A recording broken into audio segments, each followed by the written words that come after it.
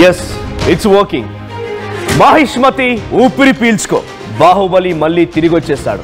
ఇది ఇప్పుడు ఐబొమ్మ రవి ఫ్యాన్స్ లో ఉర్రు తలూగించేటువంటి డైలాగ్, అది ఎనర్జీ. ఐబొమ్మ మళ్ళీ తిరిగి వచ్చేసింది. Yes it's working. ఐబొమ్మ మళ్ళీ తిరిగి వచ్చేసింది. అయితే ఈసారి ఎవరికి ఊహకందని రీతిలో ఎస్బీఐ బ్యాంక్ పేరిట, ఎస్బీఐ టర్మ్ ఇన్సూరెన్స్ పేరిట ఒక వెబ్సైట్ ఓపెన్ చేసి దాంట్లో కూడా సినిమాలు పెట్టాడంటే వీడు మామూలు కాదురా బాబోయ్. నిజంగా ఎవరికి అంతు చిక్కడం లేదు. ఎన్ని దాచిపెట్టినా, ఎన్ని హార్డ్ డిస్కులు తీసుకొచ్చినా, ఎంతమంది టెక్నాలజీని డిప్లాయ్ చేసి ఐబొమ్మ రవిని కంట్రోల్ చేద్దామని చూసినా నో ఇట్స్ నాట్ వర్కింగ్. అదేం పనిచేయడం లేదు. కానీ వాడి మైండ్ సెట్, వాడి ఆలోచన మాత్రం పనిచేస్తోంది. IBomma is still on working. IBomma పనిచేస్తోంది. కొత్త కొత్త రూపాలు మారుస్తూ ఐబొమ్మ మళ్ళీ తెర మీదకి వచ్చింది. అయితే ఎస్బీఐ టర్మ్ ఇన్సూరెన్స్ పేరుతో ఒక వెబ్సైట్ని లాంచ్ చేసి ఆ వెబ్సైట్లో ఈ పైరసీకి సంబంధించిన సినిమాల కాపీ ఐడిని కాపీ చేయగానే అది ఓపెన్ అవుతోంది. సో ఇది నేను ఈ వార్త చెప్పడంలో నా ముఖ్య ఉద్దేశం మళ్ళీ పైరసీని ఎంకరేజ్ చేయడం కాదు. పైరసీని నిర్మూలించండి, దయచేసి సినిమా రంగాన్ని కాపాడండి, సినిమా ఇండస్ట్రీకి సహకరించండి. చాలా మంది కార్మికులు, చాలా మంది కూడా దానిపై ఆధారపడి ఉన్నారు. కానీ ఇక్కడ పోలీసులకు సంబంధించి మాత్రం ఇది సవాలే. ఒకటి కాదు, రెండు కాదు, ఇప్పటికే సుమారుగా 2-3 ఏళ్ల పాటుగా అనేక సార్లు ఐబొమ్మ తరహాలో ప్రతి పైరసీ వెబ్సైట్ని కిల్ చేసే ప్రయత్నం పోలీసులు చేశారు తమకున్న టెక్నాలజీని ఉపయోగించి. కానీ ఏ మాత్రం ఉపయోగం లేదండి. మాహిష్మతి ఊపిరి పీల్చుకునే రకంగా మళ్ళీ అభిమానులు మొత్తం వారంతా కూడా చెప్తూ ఉన్నారు. సో ఒక్కసారి ఎలా వస్తుంది, ఎలా రన్ అవుతోంది అని మీకు చెప్పే ప్రయత్నం చేస్తాను. నేను మళ్ళీ ఇది చెప్పడంలో నా మెయిన్ పాయింట్ వచ్చేసి దీన్ని ఎంకరేజ్ చేయడం కాదు, అది ఎలా ఆపరేట్ అవుతోంది, ఎలా ఆపరేషనల్గా ఉంది, దీన్ని నిర్మూలించండి అని చెప్పడం మాత్రమే. అండ్ వన్ థింగ్ నేను ఒక కాషన్ చెప్పాలనుకుంటున్నాను. ప్లీజ్ మీరంతా దయచేసి ఏ వెబ్సైట్ పడితే ఆ వెబ్సైట్ ఓపెన్ చేయకండి. ఈ వెబ్సైట్లన్నీ కూడా ఏది కూడా జెన్యూన్ కాదు. దీంట్లో మీ పర్సనల్ ఇన్ఫర్మేషన్ని గ్రాప్ చేసే అవకాశం కూడా ఉంటుంది. సో ప్లీజ్ మీరు వెబ్సైట్ ఓపెన్ చేయకండి. ఒకసారి మీకు నేను అది ఎలా వర్క్ చేస్తా చూపించే ప్రయత్నం చేస్తా. సో నా ముందు నా వెబ్సైట్ ఆల్రెడీ ఓపెన్ చేసి పెట్టుకున్నా నేను. సో ఆ వెబ్సైట్ మీకు ఎగ్జాక్ట్గా అక్కడ స్క్రీన్ పై కూడా చూపిస్తూ ఉన్నాను ఎలా వర్క్ చేస్తుంది అనేది. సో ఒక్కసారి ఆ వెబ్సైట్ ఎలా పనిచేస్తుందని చెప్పే ప్రయత్నం చేస్తాం. సో ముందుగా ఇక్కడ బప్పం టీవీ అనే వెబ్సైట్. సో బప్పం టీవీ అనే వెబ్సైట్ ఓపెన్ చేయగానే ఇది అక్కడ ఫార్మాట్ ఏంటి, కొత్త సినిమాలన్నీ, రీసెంట్ మూవీస్ ఇవన్నీ కూడా, తెలుగు, హిందీ అన్ని మూవీస్ ఉన్నాయి దీంట్లో. సో దీంట్లో టేకింగ్ అన్ ఎగ్జాంపుల్ ఆఫ్ ఒక మూవీ ఏదో ఒకటి నేను ర్యాండమ్గా క్లిక్ చేశాను. ఈ మూవీ క్లిక్ చేయగానే డైరెక్ట్గా copy link and copy ID అని ఉంటుంది. సో ఇది బప్పం వెబ్సైట్లో ఒక సినిమా లింక్ క్లిక్ చేయగానే ఇలా వస్తుంది. నేను కాపీ ఐడి అని క్లిక్ చేశా. సో కాపీ ఐడిని క్లిక్ చేయగానే పక్కన నేను ఆల్రెడీ ఓపెన్ చేసి పెట్టున్నాను ఇక్కడ. సో ఇక్కడ చూడండి, SBI term insurance mistake you should avoid. కింద డేట్ కూడా ఉంది, July 12, 2025 అని చెప్పి. అంటే ఆ రోజు బహుశా ఈ వెబ్సైట్ రెడీ చేసి పెట్టుకుని ఉంటాడు. సో కిందికి చివరి వరకు నేను డ్రాగ్ చేయగా కిందికి వెళ్ళగానే ఇక్కడ ఒకటి ఉంది. సో ఇదంతా చూడడానికి నిజంగానే ఎస్బీఐ మనం ఏమన్నా మిస్టేక్ చేస్తున్నామా బ్యాంక్ పరంగా అనే రకంగా వెబ్సైట్ కనిపిస్తుంది. కానీ ఇక్కడ పేస్ట్ చేయడంగానే ఇక్కడ నేను ఆ లింక్ పేస్ట్ చేస్తున్నా. లింక్ పేస్ట్ చేసి ఇక్కడ వాచ్ అని క్లిక్ చేయగానే మూవీ రెడీ. ఇది మనం క్లిక్ చేసి ఇక మూవీ ప్లే అవుతుంది. ఈ మూవీ ప్లే అవుతుంది. సో ఒక్కసారి ఇక్కడ నేను అది క్లిక్ చేసి కూడా చూపిస్తాను మీకు నేను ఆ మూవీని. సో మూవీ స్టార్ట్ అయిపోయింది. ఇక మూవీ స్టార్ట్ అయిపోయింది, మూవీ ప్లే అవుతుంది కూడా. సో ఎస్ ఇక్కడ మూవీ స్టార్ట్ అయిపోయింది, ప్లే అవుతుంది. సో ఇది నేను చెప్పడానికి రిపీట్ అగైన్ నేను మళ్ళీ మీకు చెప్తున్నది ఒకటి నా ఉద్దేశం, దయచేసి ఇది ఇటువంటి వెబ్సైట్ని క్లిక్ చేయకండి. ఇది డైరెక్ట్గా కొత్త పేజెస్ తీసుకెళ్ళి మీ పర్సనల్ డీటెయిల్స్ని కూడా ఇది కంప్లీట్గా కిల్ చేసే అవకాశం, దాన్ని గ్రాప్ చేసే అవకాశం ఉంది.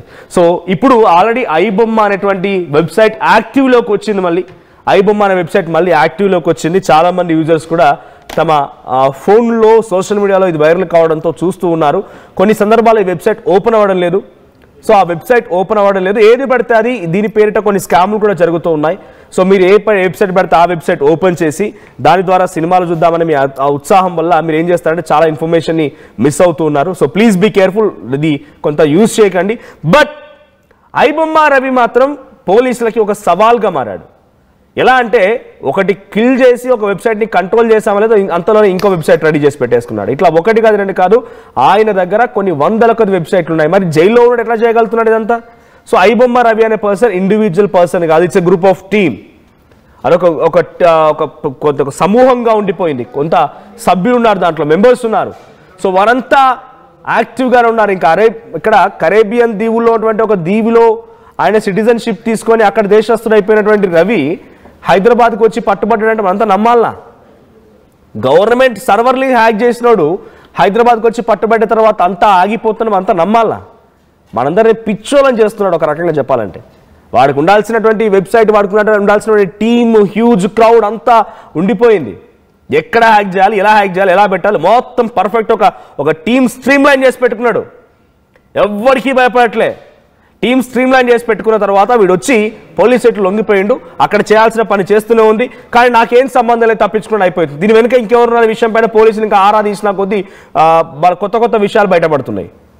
సో ఇప్పటివరకు అయితే ఐబొమ్మ రవిని కస్టడీ తీసుకొని 2 రోజులుగా విచారిస్తున్నా ఏం దొరకట్లేదట పోలీసులకి.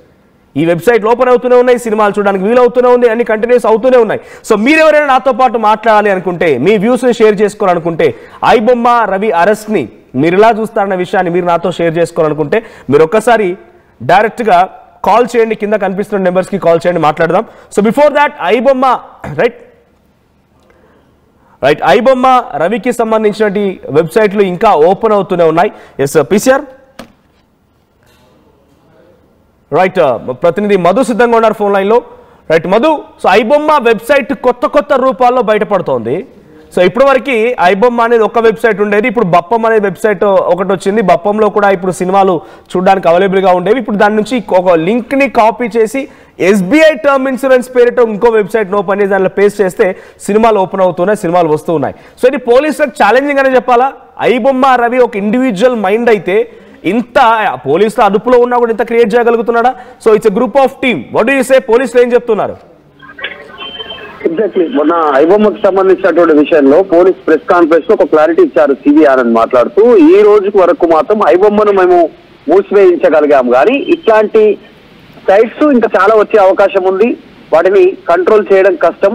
ఇంకా అధునాతనమైనటువంటి టెక్నాలజీతో ఇంకా పెద్ద ఎత్తున సైట్స్ వచ్చేటువంటి అవకాశం ఉంది. పైరసీ ఇక్కడితో అంతమయ్యేటువంటి పరిస్థితి లేదు అంటూ స్టేట్మెంట్ చేశారు. అన్నట్టుగానే ఆయన ఐబొమ్మ రవి అరెస్ట్ అయ్యి 1 వీక్ కాక ముందే మళ్ళీ సేమ్ సినిమాలు యథావిధిగా బప్పం పేరిట కానీ ఐబొమ్మ 1 పేరిట కానీ సో మళ్ళీ అందుబాటులో వస్తున్నటువంటి సిచ్యువేషన్ కనిపిస్తుంది. మేబీ ఐబొమ్మ రవికి సంబంధించినటువంటి అనుచరులు, ఆయన ఫాలోవర్స్, ఆయన సిబ్బంది ఈ మళ్ళీ బ్యాక్ ఎండ్ లో రన్ చేస్తున్నట్టుగా అనుమాన పడతా ఉన్నారు.